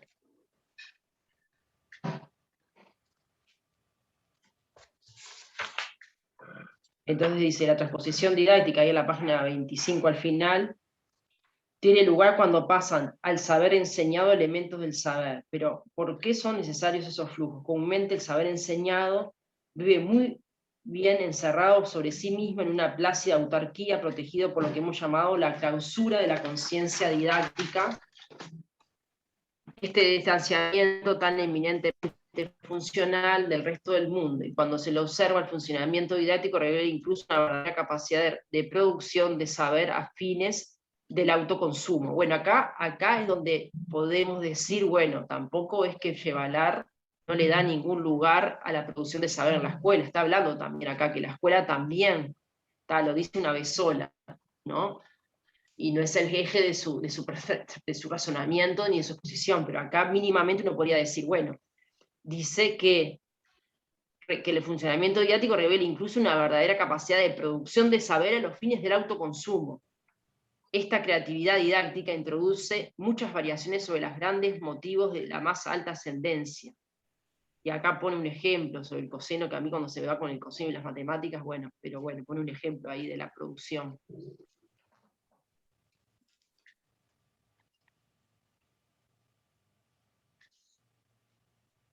Entonces ahí, bueno, le da a la escuela en cierta medida, mínimamente en esa frase, bueno, también que se producen saberes propios para la enseñanza, ¿no? Y yo me imagino, por ejemplo, pensando, ¿no? Las maestras de primer año, la alfabetización. Bueno, ahí hay toda una producción muy importante de saber. Capaz que bueno, es otro saber, porque no es el saber de la ciencia, es otro saber, pero son saberes que las maestras desarrollan para la enseñanza de la lectoescritura, y que es una producción propia de cierta medida de autoconsumo de la propia escuela, y de creatividad didáctica. Hay una gran creatividad didáctica ahí, ¿no? Yo al menos lo veo como muy claro. Entonces también la escuela produce su propio saber, más allá del saber sabio. Profesora, no sé si viene al tema, pero el otro día estábamos en una materia y una compañera, creo que Yael, hizo referencia a cuando los profesionales dictan clases en la UTU, por ejemplo, ¿no? Tienen un saber tan técnico, tan específico y un lenguaje tan específico como lo dije, que muchas veces parece que esa transposición no se logra porque el estudiante no logra comprender qué dice el profesor, no logra comprender el lenguaje que utiliza. O sea, eso podría ser como un ejemplo de una falta de transposición didáctica o de un saber sabio no llevado al estudiante o algo así, una falla en la transposición didáctica o no. Bueno, Mónica, es difícil contestarte blanco o negro. Me parece que no sé si podemos hablar de una falla, pero hay algo del orden de un problema, que es, bueno, que los estudiantes no logran, como vos traes ahí, captar las ideas que el docente quiere transmitir.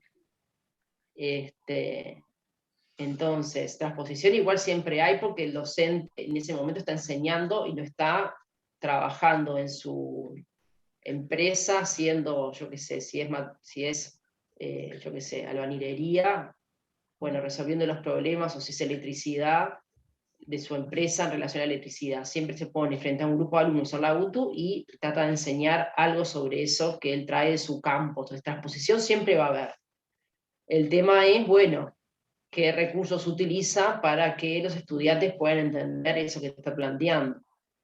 Y sí, y eso pasa en la UTU, pasa en todos lados, pasa en la universidad. Bueno, cuando los docentes no son capaces de transmitir de alguna manera para que el estudiante pueda ligar y pueda... Pero sí, son problemas o sea, ahí está la cuestión de la transposición. Yo creo que ahí hay un problema de transposición o una problemática, creo. Pero comúnmente no sé si te decimos, respondí algo.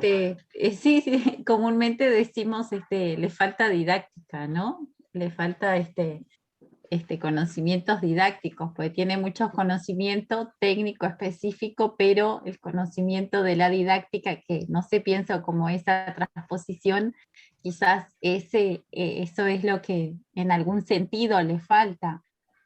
Y bueno, yo creo que ahí vos traes un problema muy interesante que atraviesa a la enseñanza, que es esto que se dice muchas veces, bueno, evidentemente el docente tiene que saber de lo que tiene que dar para poder enseñar, ¿no? Eso me parece que es algo que nadie lo discute, que tenés que saber para enseñar, pero a su vez, esta otra afirmación que se dice, que cuando el docente más sabe sobre algo es mejor enseñante, bueno, ahí lo pondríamos en duda, ¿no? Porque uno diría, bueno, podés ser un brillante investigador, pero después te ponen frente a los alumnos y no sé si hay lo mismo, ¿no? Sos un excelente profesional, resolvés los problemas de la electricidad, no sé, pero después te ponen frente a un grupo de alumnos y eso no implica eso en forma directa. Cuando más sabes, mejor enseñar de algo. Sí, sí, tal Entonces cual. esa otra, uno podría decir, bueno, sí es necesario saber para enseñar, pero después que eso garantice, y cuando más sepas, eso habría que ponerlo en cuestión por lo menos, ¿no? Sí, tal cual. Muchas gracias. No, pero estamos pensando en voz alta, Mónica, y Sí, yo tampoco tengo sí, todas las respuestas realmente a estos pensando en planteos, voz porque es muy alta, sí. complejo. Sí, sí. Para mí, en la página 44, también hay para Mónica una respuesta. Ahí, por la mitad de la página 44, está terminando el capítulo, ¿no? Dice, Sí, sí. habla del docente, supongo. Procura obstinadamente por caminos a menudo inciertos la organización de una buena enseñanza. Mirá, Litwin.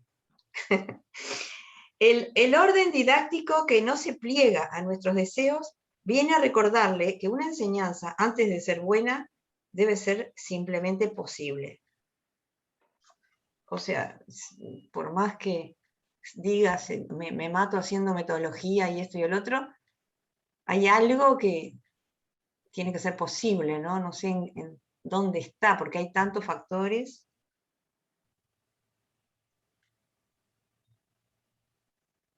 Yo lo que veo de Yevalar y esto es como que muy centrado en lo epistemológico, por correrse de lo psicológico, pero no podemos olvidar lo psicológico, lo social, ¿no? Me parece una mirada muy, muy cerrada, pero bueno.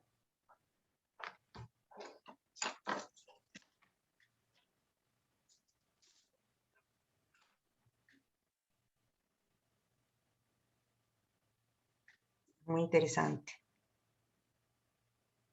Vieron que ahí al final del todo es cuando él habla de, no le había nombrado la palabra, pero habla de transposición didáctica interna, y ahí sí ubica bien la relación entre el saber a enseñar y el enseñado, ¿no? En transposición didáctica interna. Y la externa sería por lógica la otra, ¿no? El lugar del saber sabio al saber designado para ser enseñado.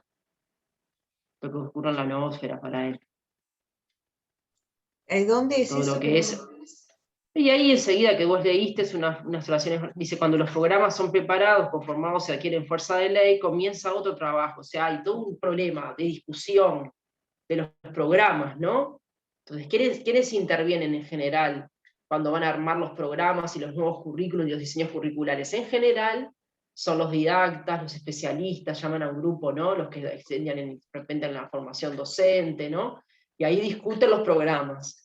Entonces, eso sería la transposición didáctica para el externo, o sea, cuando se establece el currículum prescripto, ¿no? El de los programas, el armado de los programas.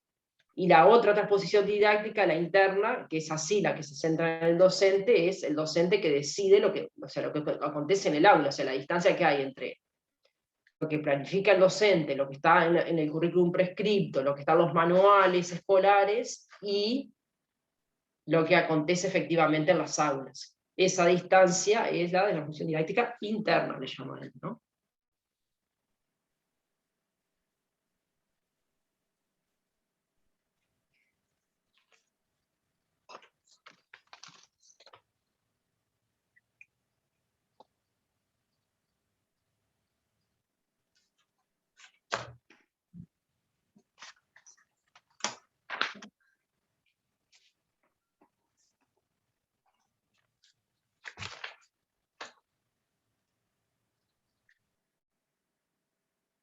Y bueno, y aquí hablaba también de esta idea también, de cómo hay una tendencia más a una reproducción del saber en el docente que en el científico, ¿no? Esa distancia entre el científico, que lo que hace es más trabajar con una producción de saber, y el docente con una reproducción del saber. O sea, el funcionamiento de la academia y el funcionamiento didáctico, ¿no? Pero bueno, el funcionamiento didáctico del saber es distinto al funcionamiento académico del saber. Sobre todo eso está en la página 25, lo habíamos trabajado un poquito, y ahora después pasamos al...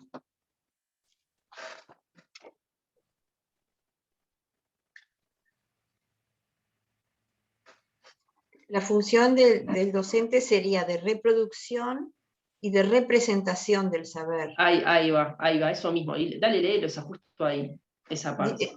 Dice, después de la difusión del saber sabio, ¿no?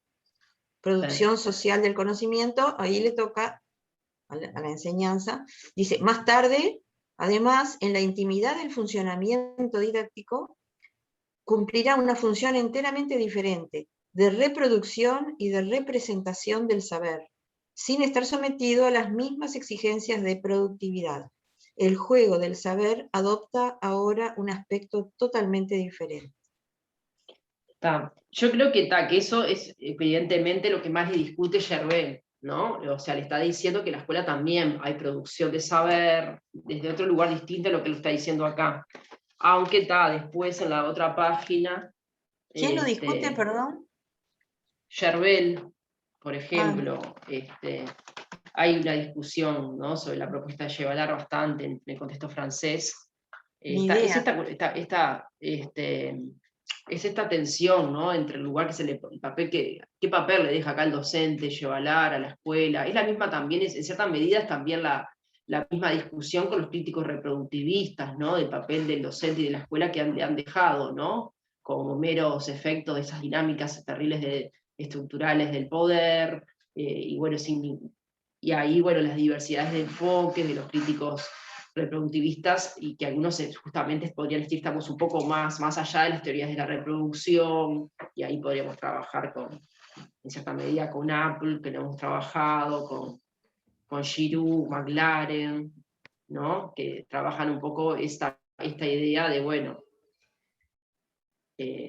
reubicar, más allá de reconocer las cuestiones estructurales, igual reubicar el lugar del docente y la capacidad de agencia de los sujetos. En cierta medida, uno podría decir, desde el campo historiográfico, en cierta medida,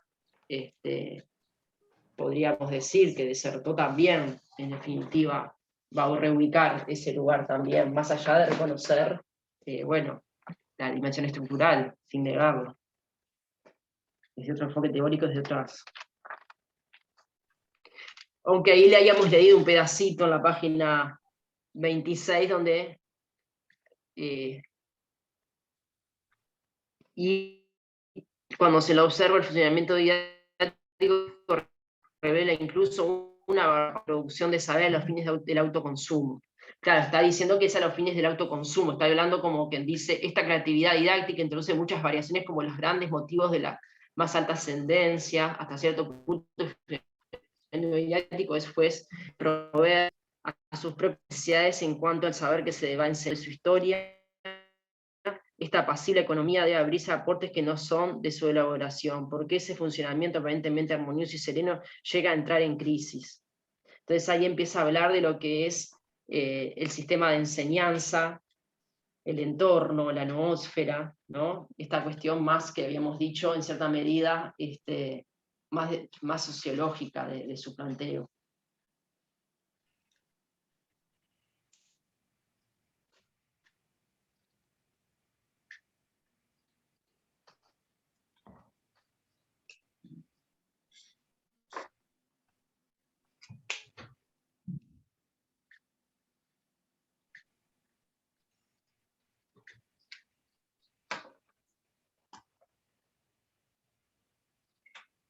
Acá habla del sistema didáctico como esos tres lugares, ¿no? Y además que son lugares en una estructura. Es importante también, es un enfoque, ¿no? Enseñante, alumnos y saber enseñar, y las interrelaciones entre ellos. Y bueno, ahí define lo que es el entorno.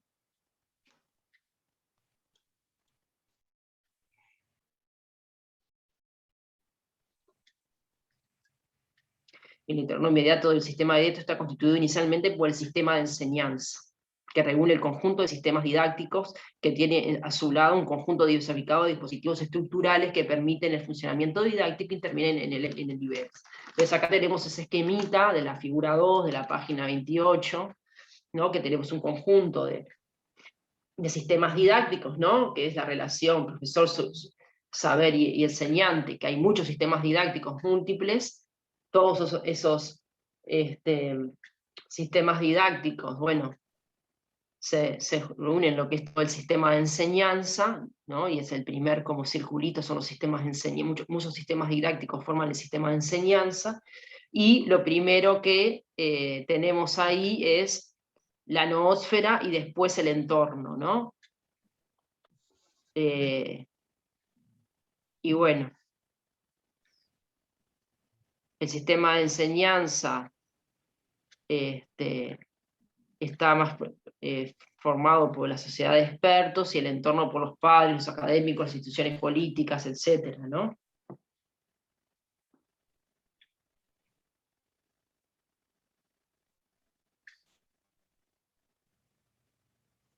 Y bueno, después empieza a hablar de la compatibilidad o no del sistema didáctico, de su entorno, cómo se dan esas relaciones.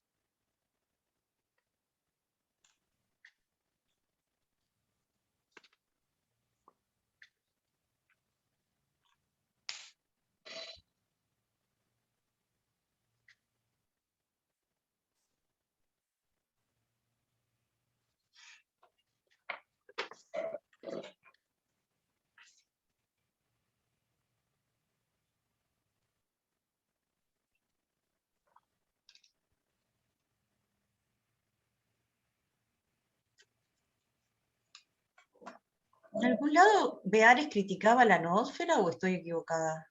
¿O decía que era un concepto medio... En realidad lo que hace Beares es, desde su posición muy centrada, ¿no? en análisis en el sujeto afectado por el psicoanálisis, bueno, dice, bueno, en esta parte del texto, toda esta parte que desarrolla todas estas cuestiones que explica este esquema, es cuando más se desliza hacia una teoría más social, ¿no? Donde trabaja, bueno, las afectaciones de las relaciones de poder, de los políticos, de los ministerios, de la cuestión más institucional vendría a ser, ¿no? Más, bueno, que lo que sucede en, en las distintas políticas de cada país con estas discusiones de la enseñanza, cómo se relacionan a cada uno de los actores, dónde interviene cada uno, cómo esas pujas y bueno, es donde ubica más toda esta parte, ¿no?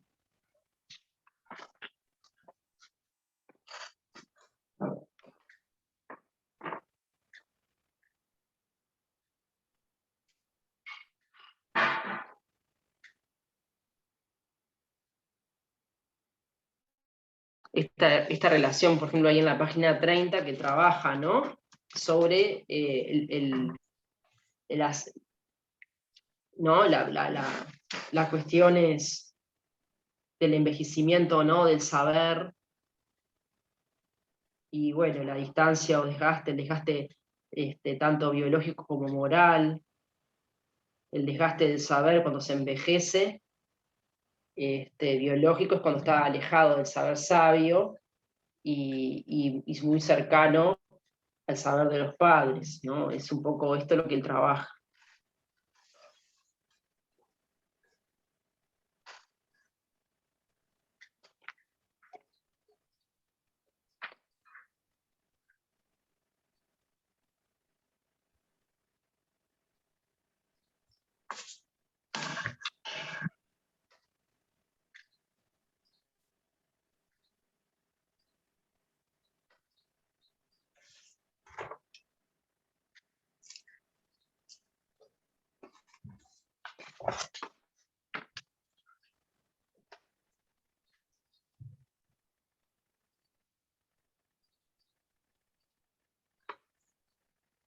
Dice, el primer problema, acá en la página 29, no sé, ustedes también traigan cuestiones, dice, el primer problema que debe ser resuelto para que exista el sistema de enseñanza, es decir, para que la enseñanza sea posible, es el de la compatibilidad del sistema con su entorno, ¿no?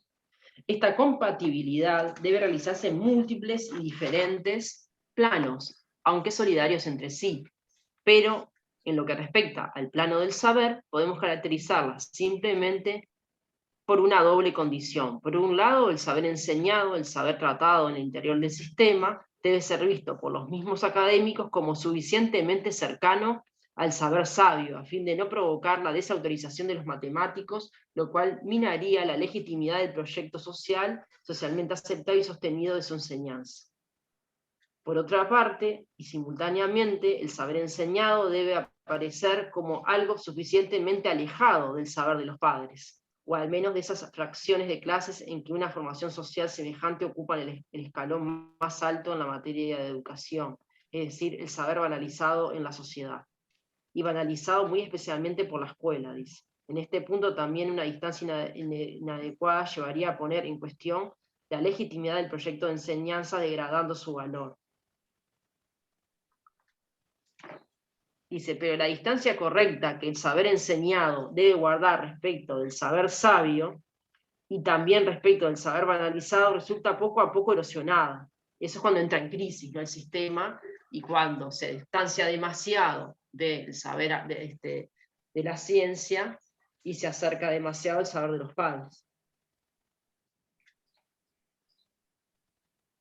Y ahí habla del desgaste biológico y desgaste moral.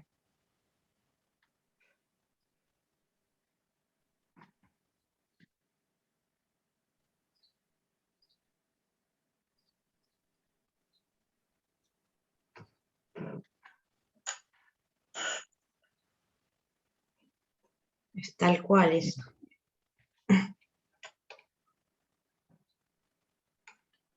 Entonces, para establecer, ¿no?, esa compatibilidad con el entorno, se torna indispensable, eso lo estoy leyendo en la página 31 al final, la instauración de una corriente de saber proveniente del saber sabio. El saber enseñado se ha vuelto viejo en relación con la sociedad. Nuevo aporte acorta la distancia con el saber sabio, el de los especialistas, y pone a distancia a los padres. Allí se encuentra el origen del proceso de transposición didáctica. Y entonces acá hace toda una crítica, en cierta medida, ve a Ares, porque acá ya está hablando de la transposición didáctica como un proceso, como lo dijo acá, y ya no es del orden estructural como lo habíamos trabajado en las citas precedentes al inicio del capítulo, ¿no? O sea, porque acá está hablando de todo un proceso que se va dando a nivel, ¿no?, de la sociedad, como que entra más en un análisis sociológico de lo que sucede, y no más un análisis más teórico, como venía trabajando al principio del capítulo, de entender la transposición didáctica en orden estructural, ¿no?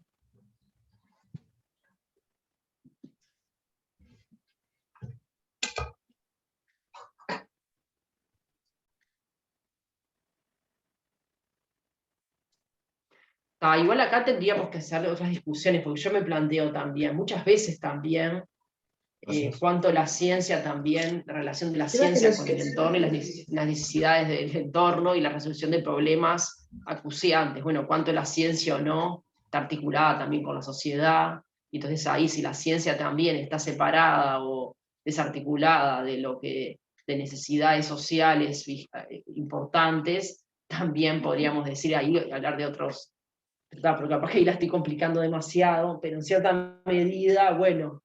Y también cuando hace esta distancia tan grande entre el saber de los padres y el saber de las aulas, también hay, ¿qué quiere decir con eso? ¿Por qué muchas veces no se puede, en definitiva, al contrario, traer esos saberes en plural de la sociedad, del sentido común, de las culturas plurales y diversas, ¿no?, y trabajar con esos saberes también? Acá como que está haciendo un planteo totalmente opuesto, ¿no? Y bueno, cuánto la escuela puede recuperar o no de la cultura popular y traer eso al aula y transformarlo y problematizarlo, no sé. Yo creo que hay muchas cuestiones que se podrían discutir, mezclar. ¿Qué quiere decir esto que se acerca demasiado al saber de los padres también? No sé. A mí no me convence mucho toda esa parte tampoco.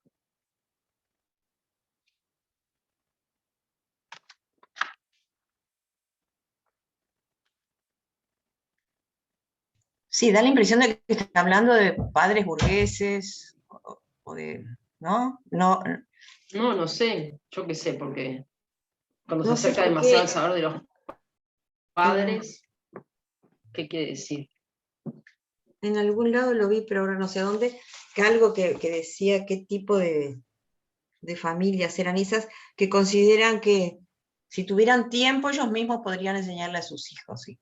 Entonces, que la escuela tiene que marcar como un saber más separado de los padres para que ellos no piensen que ellos, el maestro, el docente, simplemente lo que dispone es de tiempo.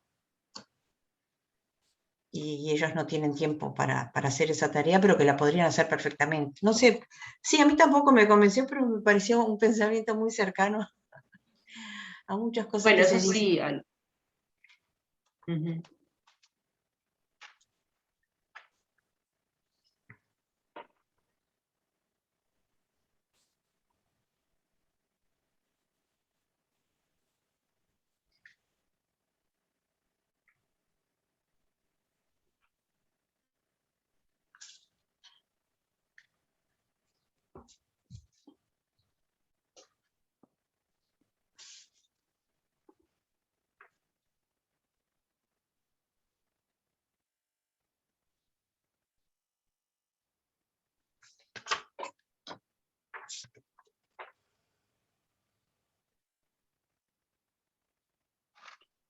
Estamos haciendo un cierre, no sé qué algo más que quieran traer o...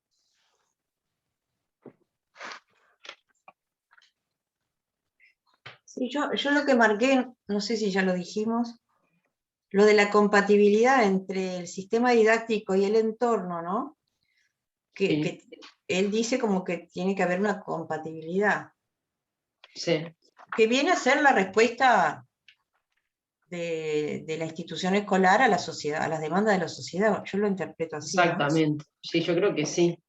Y Pero dice, pone igual, reubica ahí, pone en el lugar también a la sociedad, pero también, o sea, a la sociedad en términos también de lo que es la ciencia también, ¿no? A los avances científicos y, ¿no?, a las demandas. Las dos cosas para él, ¿no? Y lo central, ¿no? O sea, él lo que más plantea acá es, bueno, hay que tratar de que nunca se aleje del saber sabio y siempre esté alejado del saber de los padres. O sea, esta cuestión entre doxa y episteme, ¿no? O de episteme y tecné. Sobre todo doxa y episteme. O sea, me parece que lo más importante es que esté cerca de la episteme y alejado de la doxa. Entonces ahí me parece que está la cuestión de, bueno, ¿qué pasa con toda esta cuestión de los saberes populares, de, no sé, y qué hace la escuela con ello?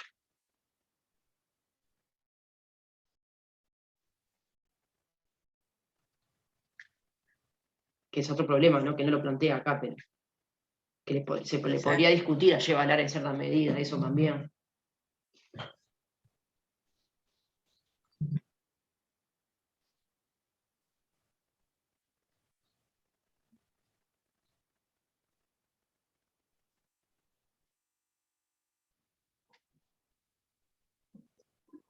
Y también repensar esta idea también de la tecnología y los avances también del mundo tecnológico, ¿no?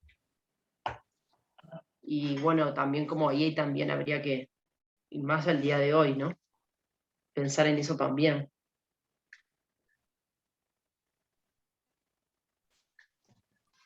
Yo estaba pensando en eso, como la transposición didáctica como otro nivel, o sea, el saber sabio, después el saber enseñado y dentro de eso esa actitud de transposición didáctica que no tiene que ver con las metodologías o, o como ahora la tecnología, como otro modo de acercamiento al conocimiento, que nunca va a llegar a ser el saber sabio, ¿no? Pero como tener presente siempre esa instancia de transposición, o sea, nunca alejarse de lo que se quiere enseñar en realidad.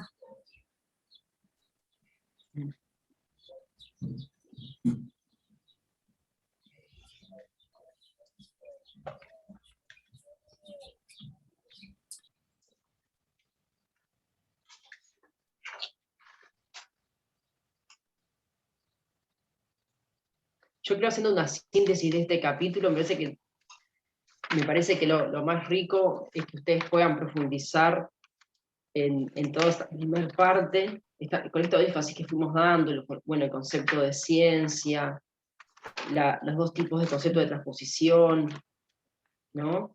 El papel ahí de las didactas, el papel del docente, la cuestión de la ficción y la negación necesaria del concepto, que es esta dimensión más como estructural, que somos efecto de la transposición, ¿no? Y no trabajamos, no hacemos la transposición, todo esto ¿no? Que él fue como explicando, ¿no?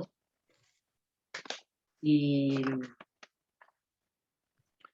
bueno, y el funcionamiento didáctico distinto al funcionamiento académico, ¿no?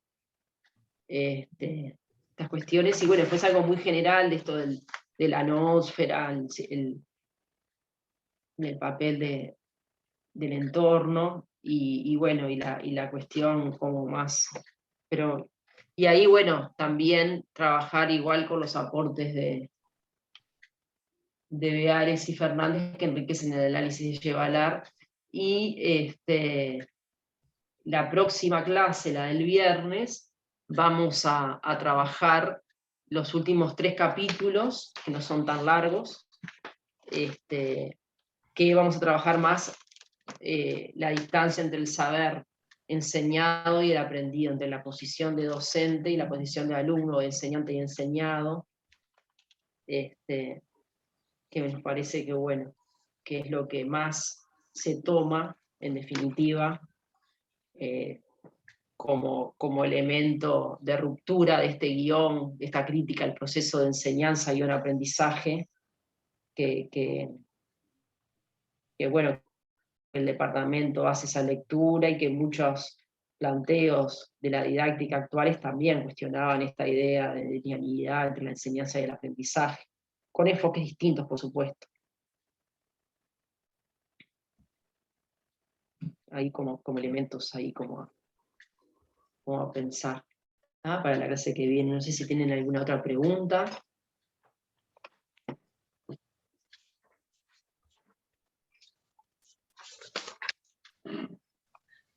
No, yo no tengo ninguna pregunta. Muchas gracias.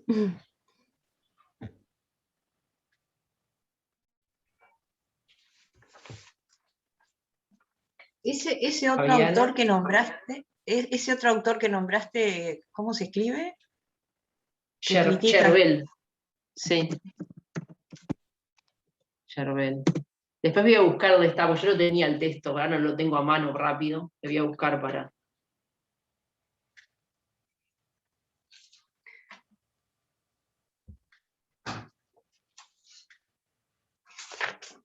Pero en realidad eso que dice de que hay producción de conocimiento para la enseñanza, no me parece tan, no sé, puedo acordar con eso. No, por supuesto, y bueno, pero además que el eje va a estar ahí, ¿no? En esas aproximaciones de la didáctica.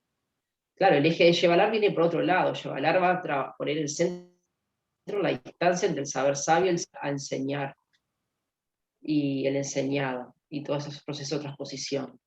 Bueno, estos otros autores trabajan desde otras perspectivas, cultural, social, la escuela como productora de saberes. El saber es más en plural, además, el concepto de saber. No sé, como para seguir indagando.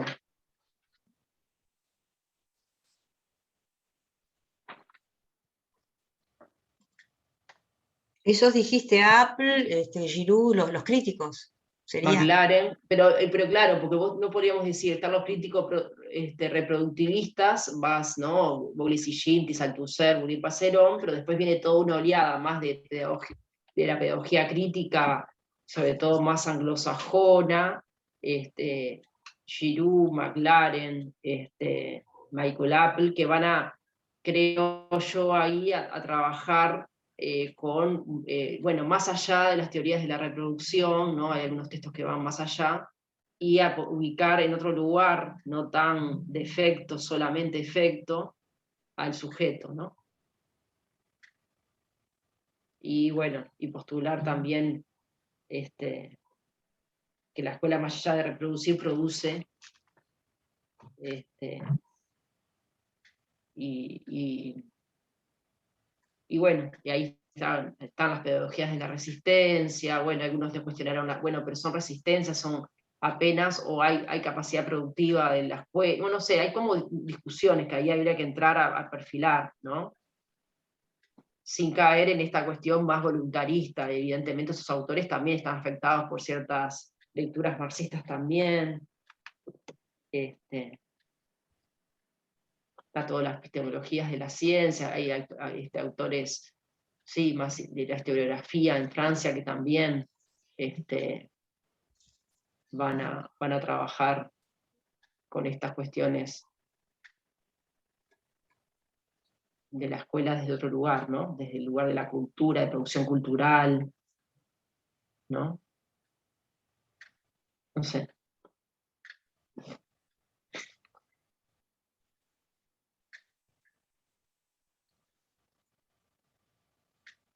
Bueno, dejamos por acá, ¿les parece? Y continuamos el viernes con esos últimos 3 capítulos de Yevalar, el 6, el 7 y el 8. No son muy largos, pero están densos y están intensos. A ver si pueden traerlos bien subrayados y hacer una lectura comentada de estos 3 capítulos últimos. ¿Está? Buenísimo. Bueno, Bien, muchas gracias. Bueno, muchas gracias. Hasta el viernes. Hasta el Que pasen viernes. bien. Chao. Chao, hasta el viernes. Chao, chao.